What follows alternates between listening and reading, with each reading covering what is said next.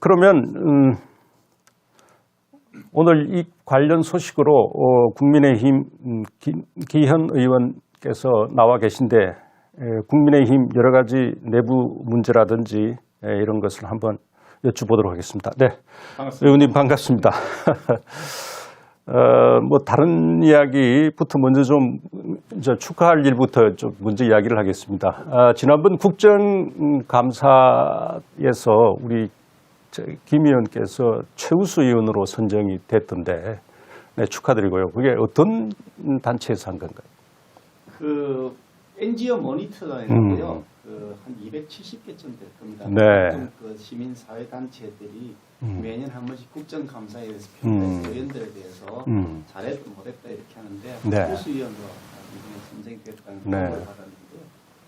뭐 당연한 거 아니겠습니까? 해야 될 일인데 뭐 상 받았다고 뭐 칭찬은 받고 그런 일은 아닌 것 같고요. 그 정무적인 역할들을 하고 또 대여투쟁을 하긴 하지만 그것도 그보다 더 중요한 것은 우리 민생 문제고 대한민국의 안전 보장에 관한 문제니까 그것을 잘 지키기 위해서 제가 해야 될 역할 뭐 그런 것들을 네. 잘했다 그런 뜻이라고 이해하시면 됩니다. 네, 잠깐만요. 아마 마이크 사정이 조금 이상한 것 같습니다. 네. 마이크 옮겼습니다. 네, 시청자 여러분 죄송합니다. 네. 그리고 이제 얼마 전에 그 필리버스터를 하실 때 대한민국의 모든 권력은 문바에서 나온다. 이런 아주 발언을 해가지고 민주당 의석에서 아주 고성이 일었던데, 네. 아니 그렇게 바른 말씀을 하시면 어떡할? 아픈 데를 꼭 찌른 거죠. 아픈 데를 꼭 찌르니까 반응이 콱 드러난 건데요. 지금 추미애 그 장관 네. 이분이 뭐 서울시장 후보다 또 대선 후보의 가능성도 있다 이렇게 얘기 나오는 것하고 다 이게 일맥상통합니다. 예. 민주당 내에서는 조금이라도 지도부의 의지와 다른 얘기를 하면 바로 그 문바 뭐 이런 사람들이 달겨들어서 아주 난도질을 하지 않습니까? 좌표 찍으면 공적 개시 명령이 떨어지면 그 사람을 완전히 뭐 그냥 없는 말 있는 말 다 지어내서 매장시켜 버린단 말이죠. 네. 뭐 금태섭 같은 경우도 그래서 쫓겨난 거고 조홍천도 얼마 전에 그래서 네. 공격을 받았고요. 노웅래 의원 같은 경우도 다른 말 좀 결 다른 말 했다가 나중에 사과하다고 뭐 그랬는데 사과한 기억이 나네요. 예, 예. 네. 그런 형태로 공격 개시 그러면 막 싸우는 그런 전투 부대들이 댓글 부대를 포함해 보면 한 몇십만 명 정도 안 되겠나 싶은데요. 몇십만 명이나 될. 근데 실제로 몇십만 명이 되는지 아니면 몇만 명이 되는지 잘 모르겠습니다. 왜냐하면 댓글 부대가 뭐 얼마인지 매크로 조작도 할 수 있고 외국 사이트를 통해서 들어오는 가짜도 막 있을 수 있기 때문에 그런데 추미애 장관을 계속해서 뭐 그 유임시켜야 된다는 게 또 30만 넘었다 그러는데 거꾸로 뭐 윤석열 총장 징계를 처리해야 된다는 것도 30만 넘었긴 하지만 어떻든 이런 걸 보면 문바에 완전히 사로잡힌 포로들이다. 뭐 사실 야당 입장에서 보면 여당이 굉장히 사지로 빠져들고 있는 것이다. 죽을 길로 가는 것이라고 생각하지만 국가 전체로 보면 이게 어떻게 여당이 이렇게 해서 되느냐 정신을 못 차리고 그 극렬 지지층에 사로잡힌 포로처럼 되어가면 그럼 자기 진영만 쳐다보고 가잖아요. 자기 네. 진영 그 소수 얼마 안 되는 사람들. 네. 그러니까 이게 이제 그 뭐 조폭의 두목이냐 뭐 이런 얘기가 나오지 않습니까? 이게 언제까지 대한민국 국정을 이렇게 난도질할지 걱정이 태산입니다. 네. 네. 그 안철수 대표 이야기로 돌아가죠. 이제 아까도 소개를 드렸습니다만은 안철수 국민의당 대표가 어제 출마 선언을 하면서 야권 단일 후보로 나설 것이다. 이렇게 이제 분명히 뜻을 밝혔는데 그 제1야당인 우리 김 의원께서 소속되어 있는 국민의힘 내부는 이거 어떻게 받아들이는가요? 어제 기자회견을 했기 때문에 사실은 예. 뭐 저희들이 당내 의견을 수렴할 시간적 여유가 없었긴 한데요. 전체로 제가 이렇게 들은 바 또 뭐 통화한 사람도 있고 한데요. 전체로 매우 긍정적 반응이다 그렇게 보고 있고요. 사실 어저께 토요일이네. 그 토요일 날 전화가 왔었습니다. 안철수 대표에게서 저에게 전화가 와서 예. 그 전에 사실 제가 개인적으로 조금 만나서 네. 얘기도 나눈 적도 있긴 한데 아무래도 서울시장으로 출마해야 되겠다 그러면서 야권 연대, 야권 단일화를 통해서 서울시장 선거 이긴 것이 너무 중요하다고 생각해서 서울시장 후보로 출마하기로 했다 그런 말씀을 하시던데 네. 저는 그런 면에서 굉장히 고무적이라고 생각합니다. 왜냐하면 이게 야권이 지금 단일화되어도 이길까 말까 뭐 그런 상황인데 그렇게 보시군요. 지금 한 표라도 지금 아쉬운데 지금 우리가 반문연대 이 대한민국의 법치주의를 짓밟아버리고 헌법을 유린하고 자유민주주의 진영을 해체시키려고 하는 많은 분들이 지금 사회주의로 가는 것 아니냐는 그런 걱정들을 하고 있지 않습니까?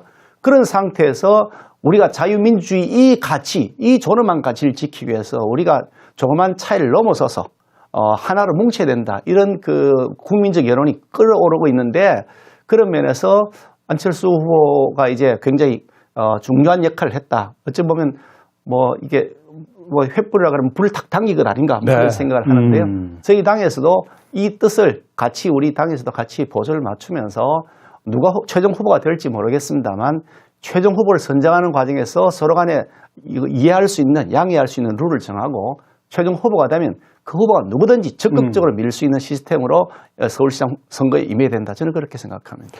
근데 이제 이미 출마를 밝힌 분들이 당내에 많지 않습니까? 예, 있습니다. 네. 근데 이제 그러면 여러 가지 구체적으로 좀 들어가 봐서 지금 당내 경선에 들어와라.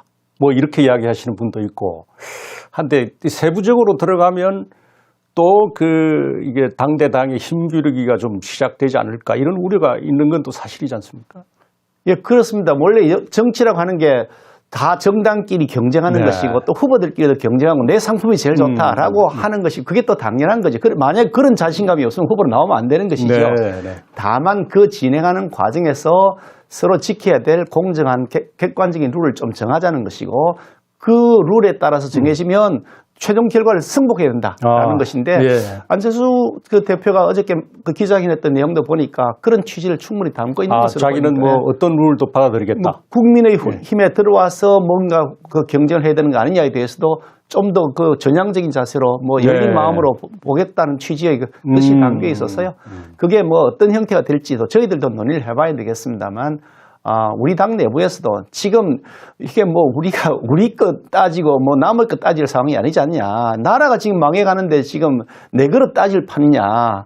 그러니까 대한민국의 국민들을 생각해서라도 우리가 적절한 선에서 때로는 양보할 것도 하고 그러면서 국민들의 공감을 얻어가는 서울시장 선거를 반드시 이길 수 있는 그런 공통분모를 찾아야 된다. 저는 그렇게 생각하고 있고요. 적극적으로 그 의사를 관철시키도록 노력하겠습니다. 근데 제가 이제 그제 그 뉴스를 보면서 좀 안철수 대표 스타일상으로는 좀 이례적이다. 그동안 사실 보면은 뭐 별명이 간철수라고 해서 빨리빨리 결정을 못하고 이른바 간만 보다가 뭐 실기한 적이 많았는데 근데 이제 어제 뭐 아까 김 의원님께서 말씀하셨다시피 열린 마음으로 뭐 조건을 다 받아들이겠다 이렇게 해서 조금 이례적이라고 생각했는데 근데 이 김종인 비상대책위원장이 여러 차례 이 안철수 대표에 대해서 부정적으로 거의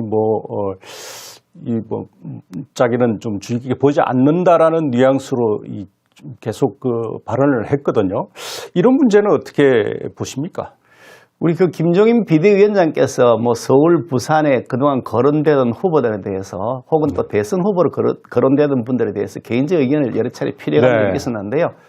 그 필요한 그 과정이나 내용이 그 좀 탐탁지 않게 받아들였습니다. 우리 당 내부에서.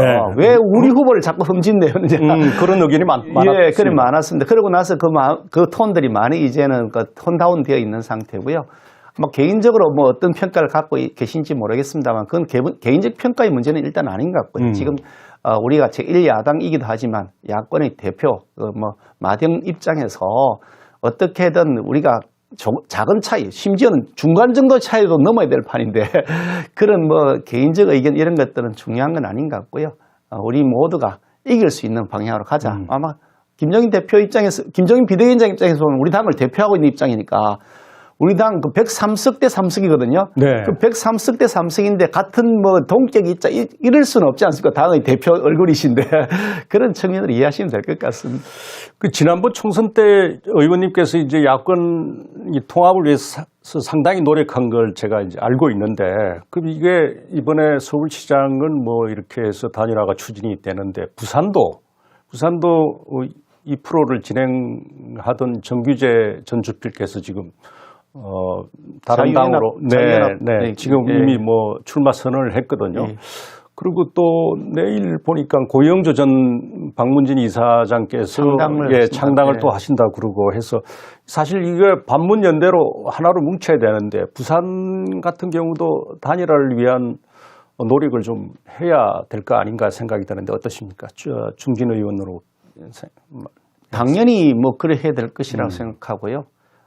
뭐 서울만 선거가 있는 게 아닐기도 하고 네. 부산 선거도 우리가 조금 유리한 지형이라고 판단되긴 합니다만 선거 알 수 없는 건데 특히 저쪽은 많은 이게 주도권을 가지고 있습니다. 네. 사실 이번에 저희들이 당초 예산 그러니까 내년도 본 예산을 통과시킬 때 재난지원금을 우리가 먼저 본 예산에 반영하자고 제안을 해서 네. 여당에서 당황했죠. 우리가 먼저 제안을 하니까 그쪽에서 네. 당황해가지고 이거 네. 들켰다. 뭐 나중에 카드 내놓으려고 딱 네. 숨겨놨는데 들켰다. 뭐 이런 느낌을 저희들은 받았는데 네. 이런 형태로 바로 이번 총선 때도 정해봤거든요. 재난지원금 선거 뭐 앞두고서 막 풀어주면서 그걸 득표로 연결해 갔던 것처럼 요 꼼수로 또 내년에 추경해서 선거 직전에 할 것 같다는 느낌이 들어서 그럴 것 같으면 차라리 처음부터 먼저 편성하자라고 저희들이 제안했던 것인데 어떻든 여당이 가지고 있는 많은 이니시티브들이 있기 때문에 뭐 공수처 발족 막 서두르고 있는데요. 네. 공수처 발족을 저렇게 서두른 이유는 저는 명확하다고 생각합니다. 내년 총선 전에 야권 인사를 집중적으로 공개할 것이다. 그래서 야권 인사에 대한 흠집을 내면서 그 야권 인사들에 대한 야권 전체 지지를 떨어뜨리려고 할 것이다. 네. 뭐 아니면 말고는 선거 마치면 그만이잖아요. 울산 선거도 그랬고요. 그런 여러 가지 카드를 갖고 있기 때문에 네. 우리가 야권 연대에 대한 그 확실한 신념, 그거는 뭐 부산뿐 아니라 서울 어디라도 다 똑같이 그리고 나아가서 대통령 선거까지도 똑같이 적용된다 그렇게 생각합니다. 그렇군요. 그리고 이제 뭐 다른 이야기인데 최근에 김 의원님께서 법안을 몇 개 발의하셨던데 보니까 밀실예산 금지법, 검사징계법 개정안 이게 눈에 띄던데요. 간략하게 좀 무슨 내용인지. 네. 예, 그 예산안이 한 500 몇십 조 이렇게 되는데 그 예산을 예결 특위에서 논의를 하다가 그 다음에 개수정 소위 그렇게 정식 명칭은 예산안 조정소위원회입니다. 그 소위원회에서 한 10여 명 됩니다. 10한 5, 6명에서 네. 20명 사이 되는데 거기서 논의를 하다가 나중에 막판에 가면 3명이 합니다. 그 위원장하고 여야 간사 두 명이라 3명이 어디 갔는지도 모르고 밀실에 숨어가지고 회의록도 안 남기고 자기들끼리 엿바꿔 먹습니다. 회의록도 없군요. 네. 기록을 아예 안 남깁니다. 그러니까 어디서 뭘 엿바꿔 먹은지 모릅니다. 이게 여야를 통틀어서 그동안 계속 관행적으로 진행되어 왔는데 국회에서 예산안 심사가 그 쪽지 예산이라고 하는 것이 나쁘게 평가받지만 사실 저는 그렇다고 생각하지는 않습니다. 왜냐하면 정부가 반영하지 않는 예산들이 있거든요. 이번에 경우에도 코로나 예산을 내년도 예산에 정부 하나도 반영 안 해왔습니다. 코로나 백신 예산을요. 백신을 사야 될 거 아닙니까? 네. 백신 구입 예산이 정부가 국회에 제출한 그 본 예산 하나도 안 담겨 있습니다. 이론도 없군요. 황당한 거죠. 네. 그래서 그걸 우리 야당에서 확인을 하고 이게 무슨 짓이냐. 백신을 빨리 사야지. 1조 원 반영하자. 우리가 쪽지 예산을 제출해서 나중에 9천억의 합의를 통해서 반영이 되었는데요. 이런 형태로 쪽지 예산이라고 무조건 나쁜 건 아닌데 회의의 과정을 남겨놓자 책임을 져야 될 거 아니냐. 근데 이게 여야가 바뀔 때마다 잘 안 되는데 이번에는 좀 됐으면 좋겠다. 이 책임 정치 차원에서 필요하다고 보고요. 검사징계법은 이런 겁니다. 현행 검사징계법이 완전 엉터리입니다. 그야말로 위원 중에서도 위원이라고 생각하는데 위원 소송이 제기되어 있는데 헌법재판소가 재판을 어떻게 빨리빨리 진행 안 하고 문기적하고 있는 것 같긴 합니다만 네. 이렇게 되어 있습니다. 법무부 장관이 검찰총장에 대해서 징계 요구를 한다. 이건 형사소송으로 따지면 검사가 기소를 하는 거죠. 네. 법원이라고는 징계위원회가 기소를 했는데 그 재판하는 징계위원 선정을 법무부 장관이 합니다. 그러니까 검사가 이 사람 처벌해 주시라고 법원에 기소해 놓은 다음에 재판할 판사를 검사가 지정하는 겁니다. 황당한 거죠. 그러니까 이게 뻔하고 짜고 치는 고스톱 수준도 넘어서는 거예요. 이거는 네. 시킨 대로 하는 거죠. 그렇게 되니 이게 공정성이 없다. 그러니까 이번에 터무니없는 정지 이해라고 하는 짓을 한 것이다. 그래서 이걸 고쳐서 이제 법무부 장관이 임명할 수 있는 것을 최소화시키고 외부위원을 3분의 2 이상으로 구성되게 하되 그 외부위원은 외부로부터 추천받게 하자. 그럼 한국법학교수회, 대법원장, 감사원장, 또 로스쿨 협의회, 네. 변협, 네. 이런데 인권위원회, 이런 데에서 추천하는 사람을 그냥 형식적으로 임명하는 절차를 하자. 그래야 공정성이 확보되는 거 아니냐. 이런 내용을 지금 법안을 제안을 해놨습니다. 네. 우리 의원님께서는 특히 그 판사 출신, 법조인 출신이시니까 더 내용에 밝을 것 같습니다. 이 사실 그 지난번 울산시장 선거, 지방선거에서 낙선을 하셨는데 당내에서는 선거를 도둑 맞았다라는 평이 많습니다. 근데 이거 지금 이 관련 수사하고 재판은 어떻게 돼가고 있는지 혹시 들은 게 있나요? 사실 이게 뭐 피의 사실 공표하지 말라고 뭐 이 정권이 들어서 조국 사건 수사할 때부터 적용이 됐습니다. 네. 그래서 조국이라는 사람은 조사받으러 갈 때 뒷길로 가서 사진도 안 그렇죠. 찍히고요. 네. 자기들 권력 보호하기 위해서 예. 피의 사실 공표죄를 뭐 엄벌한다고 그랬는데 저와 같은 경우에는 뭐 피의 사실 공표가 아니라 피의 사실 실황 중계였습니다. 그랬죠. 그때. 예, 뭐 예. 실시간으로 매우 보도해야 되는데 그때 아예 실황 지난번 뉴스를 선거 때 말씀이시죠? 그렇습니다. 네. 2년 전 지방선거 2년 전 때요. 지방선거 예, 예. 때. 네. 그렇게 하면서 막 없는 죄를 뒤집어 씌우려고 그랬는데 언론 보도를 보니까 저 김기현이 잡으려고 경찰에서 영장을 39번을 신청했더라고요. 제 오, 주변을 터는데 그건 처음 듣는 얘기입니다. 저도 기사를 봤습니다. 몇 번 신청했는지 사실 그 피의 사실 공표라고 하면서 안 가르치니까 모르는데 언론 보도를 보니까 39번 영장을 신청했다. 그게 가능합니까? 뭐 아니면 말고 싫으면 막 하는 거니까요. 마구 하는 거니까요.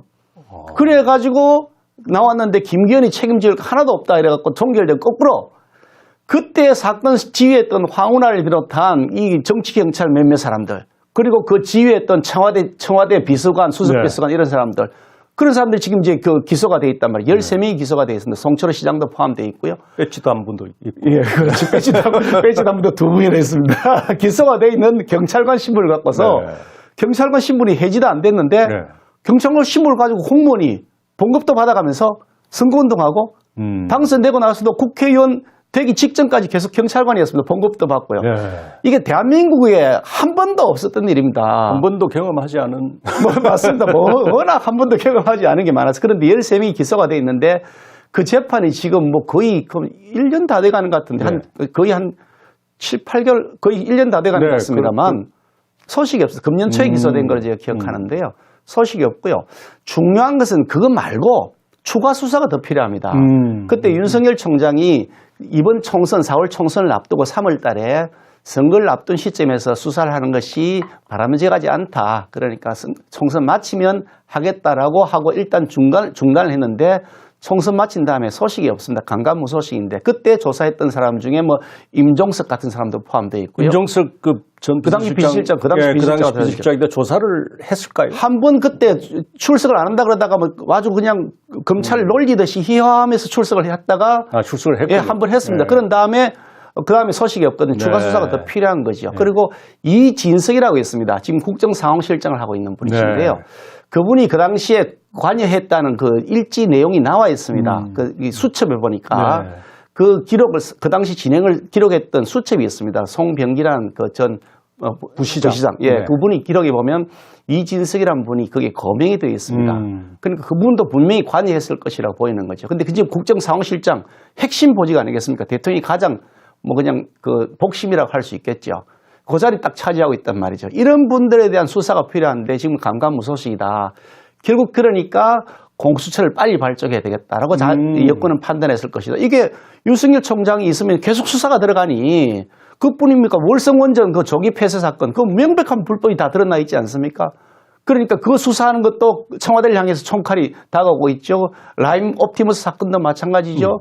조국도 사실은 조국 사건 수사도 지금 제대로 진행이 안 됐다. 추가 수사가 더 필요하다. 그런 논란들이 있지 않습니까?